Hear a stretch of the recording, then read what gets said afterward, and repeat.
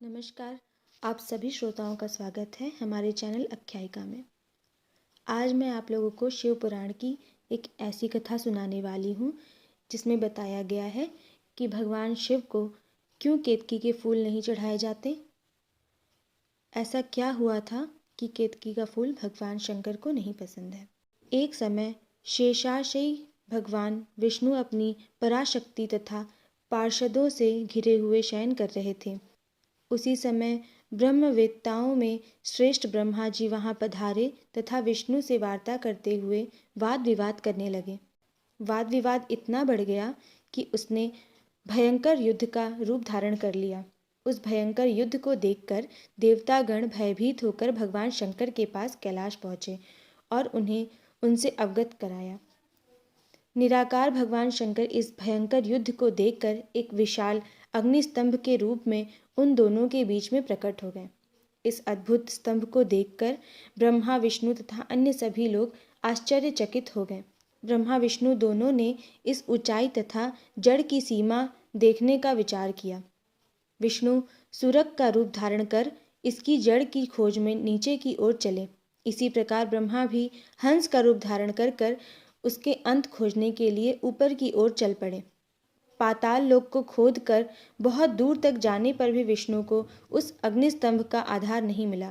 वे थक हार कर रणभूमि में वापस आ गए। दूसरी ओर ब्रह्मा जी ने आकाश मार्ग से जाते हुए मार्ग में एक अद्भुत केतकी के पुष्प को गिरते हुए देखा। उस केतकी पुष्प ने ब्रह्मा जी से कहा, इस स्तंभ के आदि का कहीं पता नहीं है, आप उसे देखने की आशा छोड़ दें। ब्रह्मा जी ने केतकी पुष्प से निवेदन किया कि तुम मेरे साथ चलकर विष्णु के समक्ष यह कह देना कि ब्रह्मा जी ने इस स्तंभ का अंत देख लिया है, मैं इसका साक्षी हूँ। आपातकाल में मिथ्या भाषण का दोष नहीं है। केतकी ने वैसा ही किया। भगवान शंकर तो अंतर्यामी थे ही। उन्होंने विष्णु की सत्यनिष्ठा से प्रसन्न होकर देवताओं के समक्ष उन्हें अपनी समानता प्रदान की तथा ब्रह्मा से कहा, हे ब्राह्मण, तुमने असत्य का आश्रय लिया है, इसलिए संसार में तुम्हारा सत्कार नहीं होगा, तुम्हारे मंदिर नहीं बनेंगे तथा पूजनोत्सव आदि भी नहीं होंगे। भगवान शिव ने झूठी गवाही देने वाले कपटी केतकी से कहा, तुम दुष्ट हो, मेरी पूजा में उपस्थित तुम्हारा फूल मुझे प्रिय नहीं होगा। तदंतर भगवान शंकर ब्रह्मा विष्णु तथा केतकी पुष्प पर अनुग्रह करके सभी देवताओं से स्तुत होकर सभा में सुशोभित हुए। तो इस प्रकार इस कथा में ये बताया गया है कि क्यों केतकी के फूल की पूजा नहीं होती और क्यों ब्रह्मा जी का मंदिर नहीं होता और उनकी भी पूजा नहीं होती। कथा सुनने के लिए आप सभी का धन्यवाद।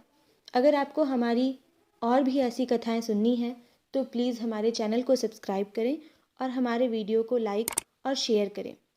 आप सभी का बहुत बहुत धन्यवाद।